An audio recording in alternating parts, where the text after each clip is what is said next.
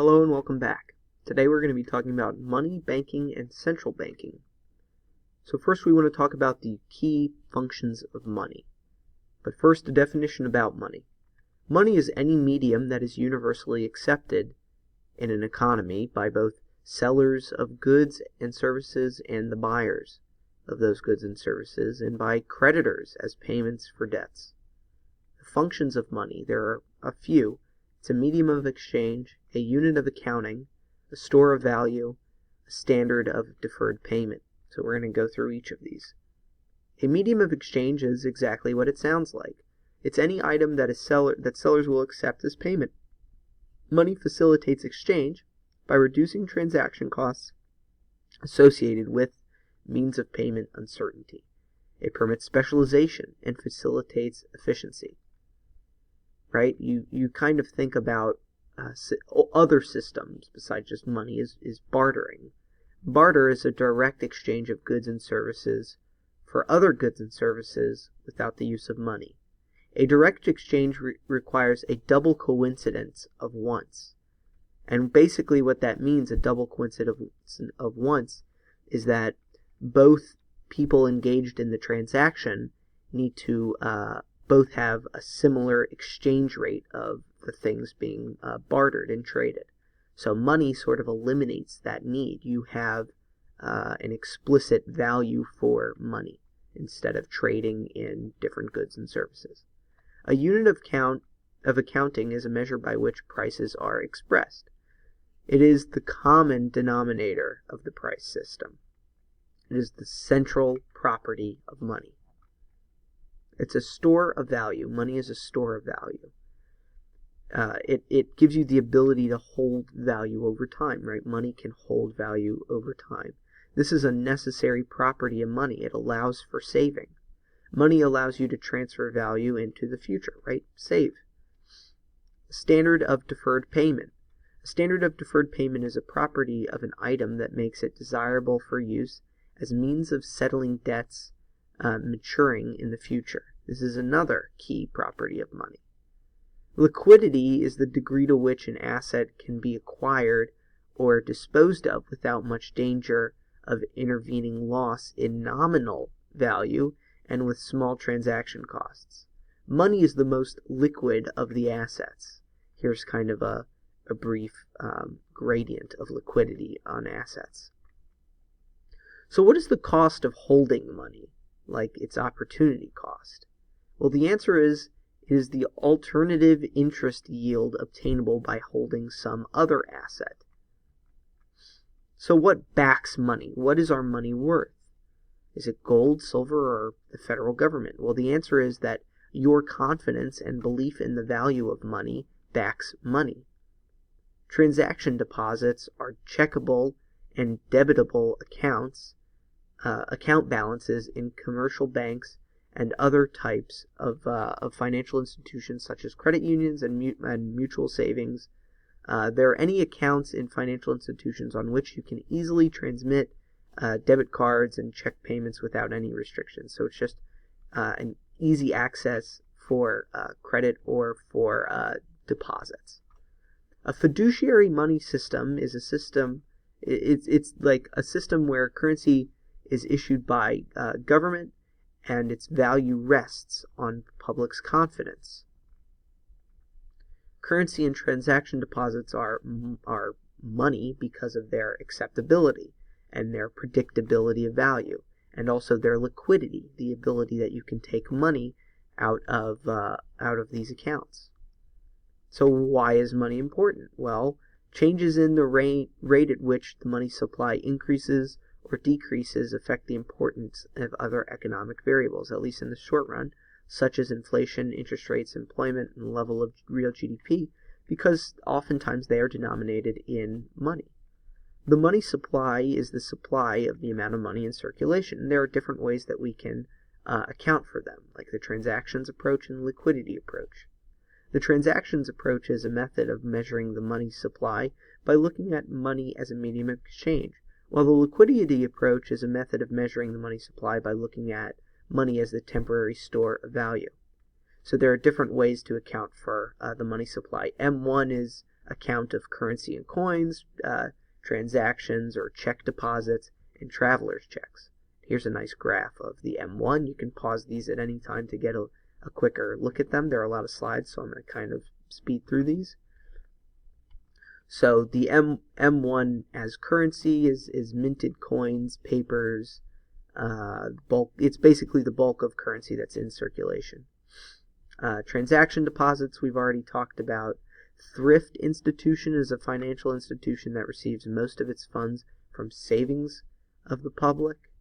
And traveler's checks, which is a financial instrument purchased from a bank or non-bank organization and signed during purchase that can be used as cash upon second signature by a purchaser. Basically, it can take the form of currency.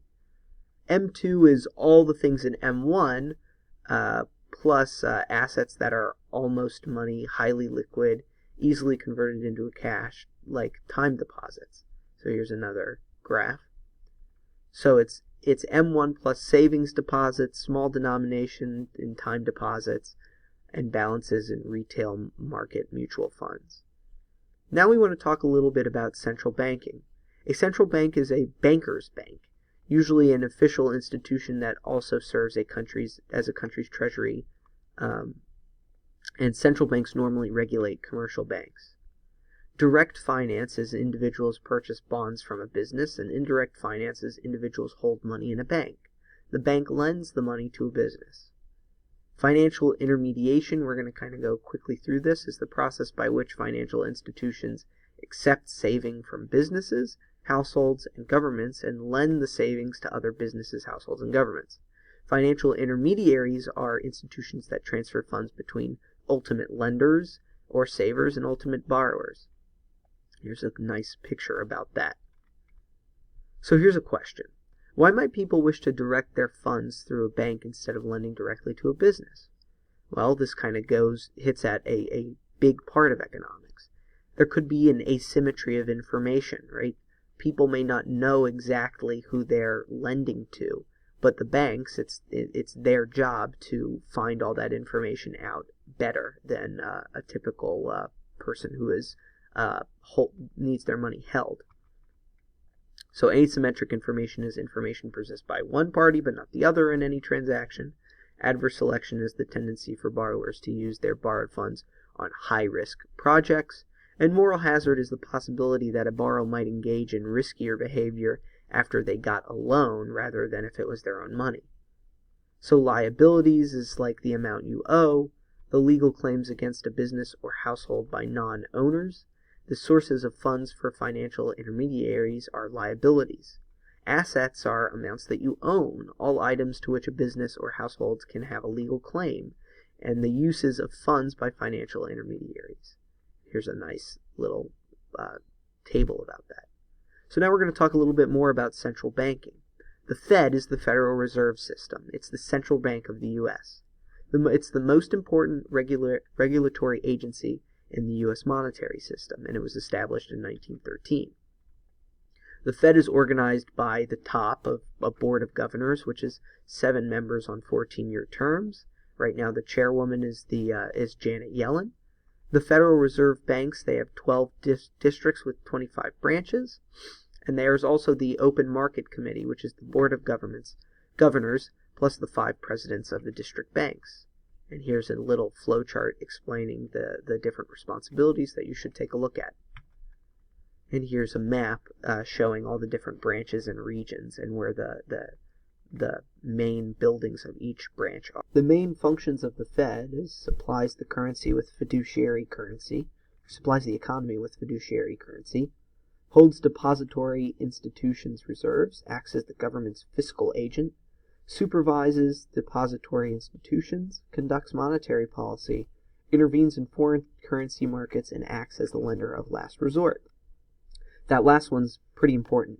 The federal government has a role as an institution that is willing and able to lend to all temporary illiquid banks, right? Banks that can't get cash on hand, that is otherwise in good financial condition, to prevent the bank's illiquid position from leading to a general loss of confidence in that banks, basically to prevent banks from failing and prevent bank runs.